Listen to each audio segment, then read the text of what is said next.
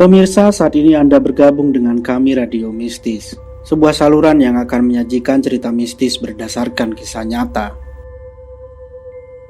Ketiga iparnya itu membelalakkan mata berbarengan, satu persatu beringsut mundur.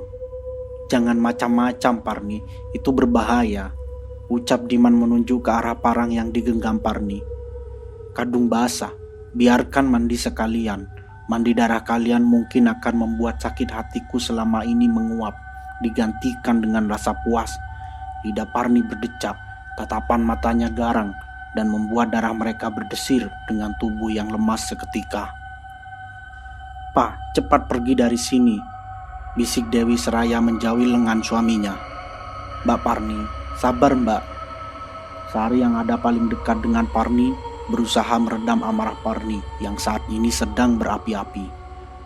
Parni menoleh dengan kilatan amarah yang tampak sangat menakutkan.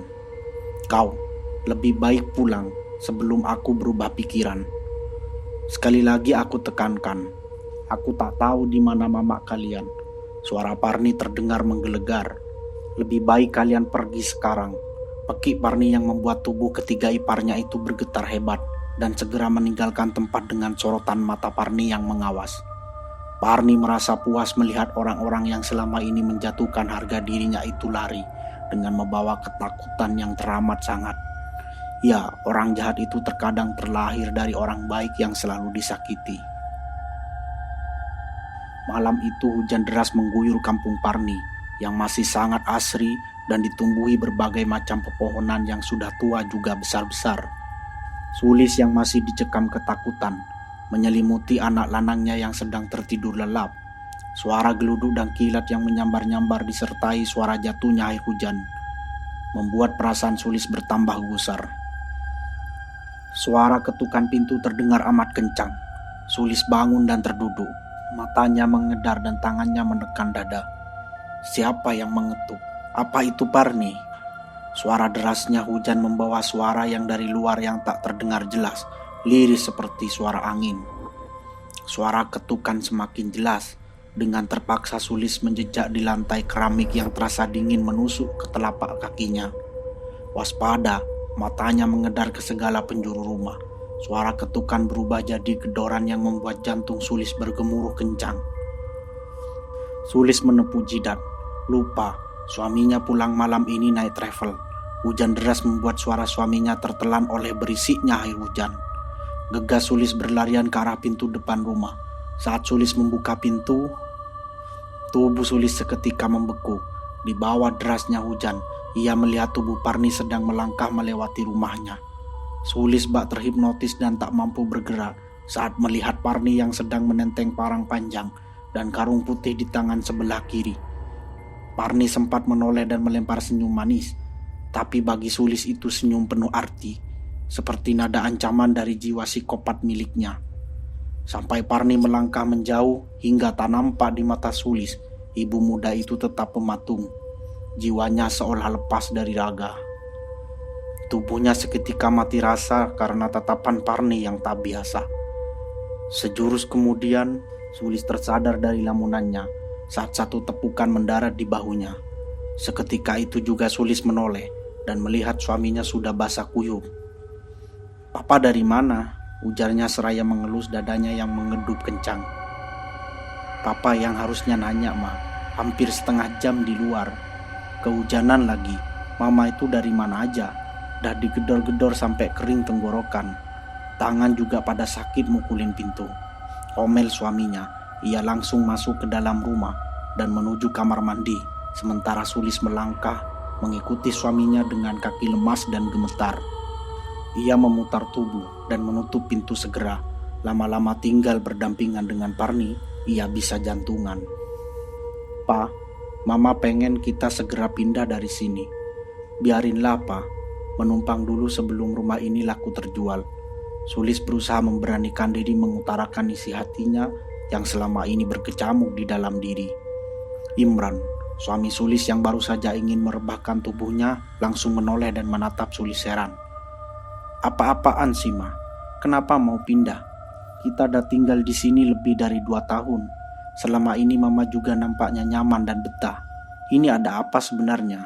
Sulis bergeming, nampak ragu untuk mengungkapkan alasan sebenarnya. Ia lebih memilih daster yang ia pakai. Bibirnya sengaja ia gigit dan memilih bungkam. Rasa penasaran Imron semakin mempuncak saat melihat raut ketakutan di wajah istrinya itu.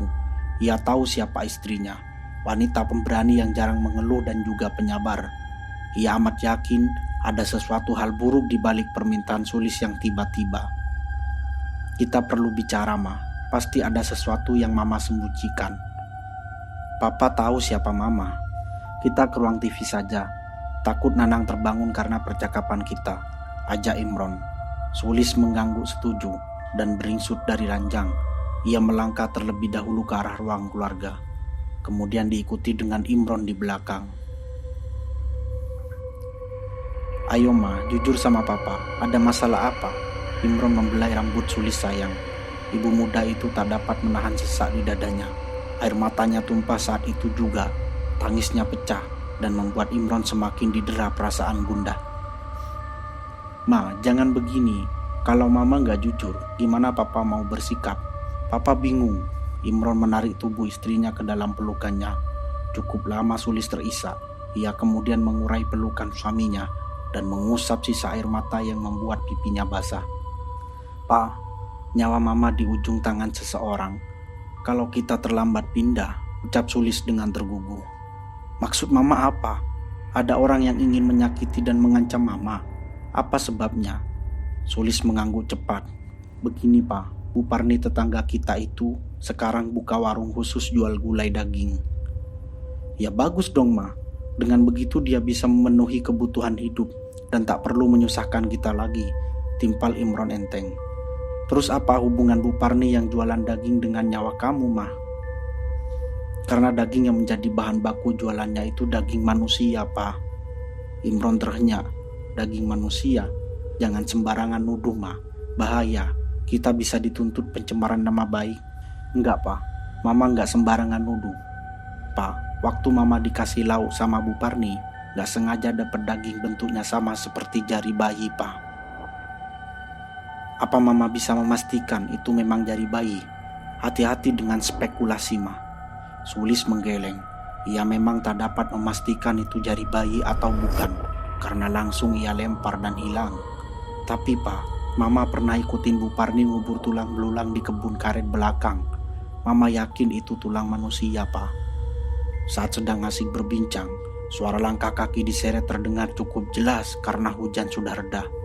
Sulis langsung beranjak dari samping Imron dan menyibak sedikit gorden di jendela ruang keluarga yang menghadap langsung ke rumah Bu Parni. Benar saja, seperti dugaannya, Parni datang dengan menyeret karung susah payah. Pa, sini lihat. Sulis memanggil suaminya agar mendekat. Imron menurut dan saat ia melihat jendela, astaga,